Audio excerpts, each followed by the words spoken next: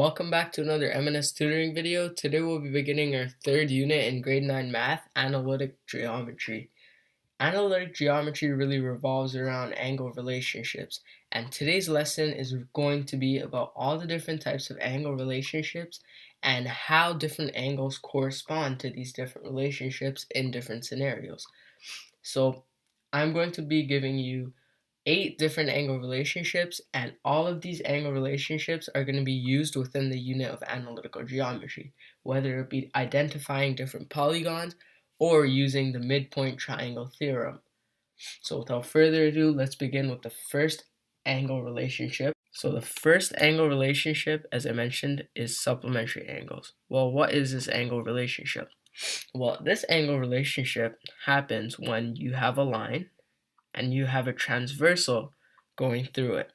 A transversal is basically just a fancy way of saying when a line intersects another line. So over here, right over here, we have a transversal, and it's intersecting this line over here, right? Let's call it line A, right? Now what the supplementary rule angle is if this line over here, line A, is straight, and if a transversal intersects it at any given point, saying line A is infinite in both directions, right? The supplementary angle relationship states that both angles, in this case angle A and angle B, have a relationship to 180. In this case, both angle A plus angle B is equal to 180 degrees. Right? Which is where the common term comes from, where if you divide a straight line into two different pieces, both angles should equal to 180 degrees, right? Moving on to the second angle relationship. The second angle relationship is the point angle relationship. The point angle relationship consists when any three lines or more lines intersect at one given point. So say for example, I have this line, I have this line, and I have, let's say, this line, right? So as you can see, I have this point of intersection between all three of the lines. The point of intersection is right here. The point angle relationship states that all angles around the point, meaning angle A, B, C, D, E, and F all add up to 360 degrees, right?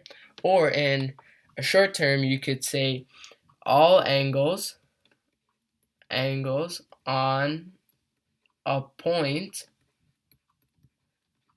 add up to 360 degrees. And in this term, it really makes sense because a full circle is, of course, what? A full circle is 360 degrees. Now, if you were to divide the circle within its center, and you'd have lines intersecting that center, say for example like this, it kind of makes sense that if this circle is divided up into three parts, all different three parts, which are the angles, which is angle A, B, and C, should add up to what the circle is equal to, which is 360 degrees, which means angle A plus angle B plus angle C should equal to 360 degrees. Again, this is the same thing as the point angle relationship, but this is just to help you visualize it as a circle. Now moving on to the third angle relationship, which is the opposite angle relationship. An opposite angle relationship occurs when any two lines intersect, which is every single line with the exception of a parallel line. So the opposite angle relationship occurs when two lines intersect, as I said before. So say for example, we have line A and we have line B, right? Expecting that both of these lines are straight, we can say that this angle A, and angle B, have a relationship to each other. Well, some of you may be surprised. Well, it's not usually always the angle A plus angle B plus angle C is equal to such and such sum of an angle, but sometimes, which is in this case the opposite angle scenario, that angle A is equal to angle B, right? Well, some of you may say, how does this actually work? Well, it's quite simple actually. Let's visualize this as a circle again. If you have a circle, as we know, the sum of the angles in a circle is 360 degrees. We know that. And if you have a line intersecting from here to here through the circle, and you have another line intersecting from point A to point B, also through the center of the circle, it is quite expected that this angle is the same as this angle, as the same angle it occupies, this space over here, is the same as the angle of space it occupies over here. So again, in reference to a circle, this also makes sense, as angle A is equal to angle B. Right? Now moving on to the fourth angle relationship is the corresponding angle relationship. And here's where it really gets fun, because you move into patterns with angles, and you really introduce the concept of a parallel line within these angle relationships. So corresponding angle relationship occurs when you have two parallel lines. So say for example, parallel line number 1, let's call this parallel line A, and parallel line number 2, call it parallel line B.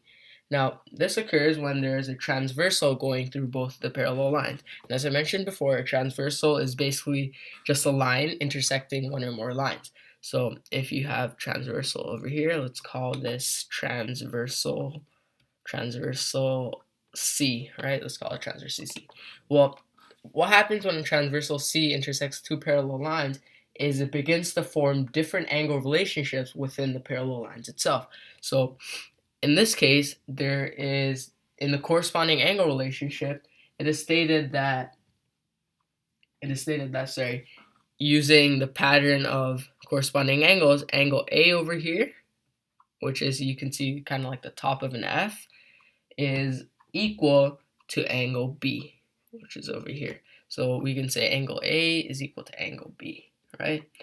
And basically, you maybe begin to notice that there is kind of like an F forming over here.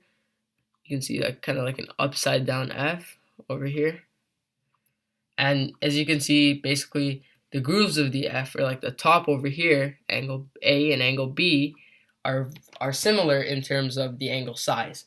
Now moving on to the fifth angle relationship, this also has to do with parallel lines, and I'll draw another example over here again. So the fifth angle relationship consists of a parallel line A over here and parallel line B over here, and again another transversal.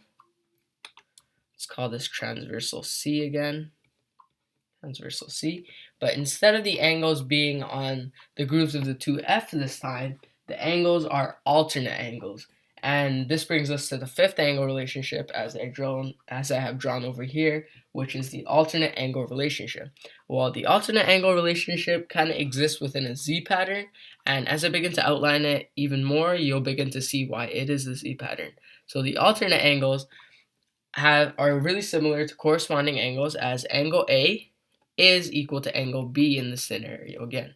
So angle A is equal to angle B, right? And now that we know that, I'm going to show you why the Z pattern exists in this. So the Z pattern exists because the shape outlines the letter Z. As you can see on the grooves of the Z, like we had on the grooves of the F, both the angles are the same, angle A as well as angle B. Now moving on to the sixth angle relationship is the cointerior angles. The whole idea of parallel lines still exists, and the transversal exists as well. So we have parallel line A over here, and we have parallel line B over here, and we have a transversal, which is going through both parallel lines. Call it transversal C, the infamous transversal C, and in this case, both angles A and B, unfortunately, are not equal. In this case, both angle A plus angle B is equal to 180 degrees. Well, some of you may ask why. Why does this really occur? Well, I don't know the perfect answers for that, but it occurs because of the C pattern. The C pattern is basically a pattern, which I'll outline after, like I did with the F and the Z, is when angle A over here and angle B is equal, angle A plus angle B is equal to 180 degrees. Now, the C pattern exists because just like the Z and the F, both the angles are in the grooves, or basically the tips of the C. As you can see, kind of like a C outlined over here with angle A and angle B. Now, moving on to the 7th angle relationship, and we're going to now look at the triangles. Well, now, this is a quite simple angle relationship, and most of you probably know this, so I'm not going to spend too much time. It's just the simple angles in a triangle relationship, which is any triangle, scalene, isosceles, right angled, it doesn't matter. It's always angle A plus angle B plus angle C, or all the angles inside the triangle are basically all add up to 180 degrees. And this is really simple, so I'm not really going to go over it too much. You can see the proof of why all these angles add up to 180 in a video online. I know Khan Academy has a really good video on this, so you can feel free to check this out after this video. And moving on to number 8. Number 8 is the exterior triangle angle relationship. So this relationship is actually quite simple, and this happens when there is an exterior triangle angle. Well, some of you may be asking, well, what is an exterior triangle angle? Well, it's basically, say for example, you have a triangle over here. We have triangle, let's say A, B, and C. The exterior angle relationship really works when one of the sides is extended. And basically, if this side is let's say it's side C, right? Sorry, it's angle C. The relationship basically shows that angle A plus angle B is equal to angle C, right? If I'm not correct. No, that is correct. Angle A plus angle B is equal to angle C. Well, some of you may be asking, well, why does this make sense? Well, if you look at it from a normal standpoint, you can see that this is just a simple triangle A, B, and C. And if all the angles in a triangle add up to 180, well then angle C, or sorry, angle D in this case, would probably have to be 180 minus angle A minus angle B, right? Minus angle B, right? And since we know that this is a straight line, line A to C and continued further on, and this is just the basic transversal, we know that we can use the supplementary angle rule to find that 180 minus angle A minus angle B plus angle C is equal to 180 degrees. Now, when we look at this, we can really tell that both 180 and 180 cancel each other out, and all you're left with is basically 180 is equal to 180, meaning that this indeed does verify to actually work. So that's the end of my video. I hope you guys learned something new about angle relationships, and it's really important that you guys have a clear understanding of this subsection in this unit, because it's going to be covered throughout all of analytic geometry. If you don't, please feel free to leave any comments below, and I'll hope to get back to you as soon as possible. And thanks for watching, guys.